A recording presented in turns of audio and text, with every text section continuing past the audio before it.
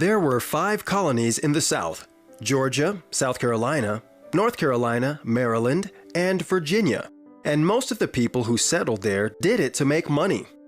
The southern colonies were known for low wetlands and cash crops like tobacco and rice, which they farmed using indentured servants and slaves. Georgia was named for King George II and started as a colony for poor people from England who couldn't pay back debts. Georgia became a colony of farmers, and since the original founder, James Edward Oglethorpe, was opposed to slavery, the farms in Georgia stayed relatively small. The early years saw a lot of conflict with American Indians, Spanish colonists, and even pirates. Oglethorpe spent a lot of money trying to protect his new colony. The Carolinas were a good place to make money growing cash crops like tobacco, rice, and indigo. They also produced turpentine, olive oil, and even silk.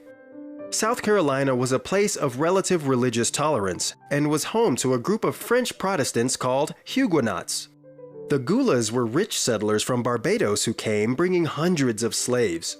North Carolina was full of people who didn't agree with the rules in Virginia. They didn't like the English Navigation Acts, which taxed them heavily.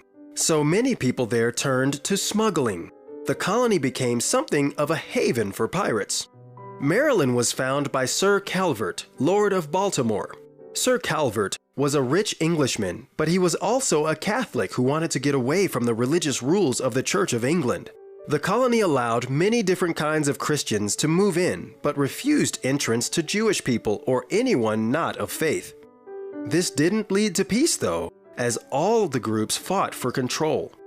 Maryland's most important crop was tobacco, and farm owners brought hundreds of indentured servants over from England to work the land.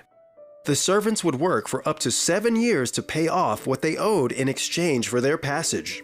Virginia's first settlers were still members of the Church of England, and anyone who didn't agree with those beliefs moved further south. The coastal lowlands of the colony were the perfect place for one thing: growing tobacco. As the farms and plantations grew, Virginia started bringing in more African slaves, and leaders there passed a law saying that slaves had to be slaves their whole lives. There was no chance for freedom. The capital was Williamsburg, named after King William III, and the second college in America was founded there in 1693, the College of William and Mary. All 13 colonies had certain things in common, but there were many things that made the southern colonies distinct. As time went on, those differences grew even more pronounced, until there was a definite divide in the country. And you can probably guess where those differences led.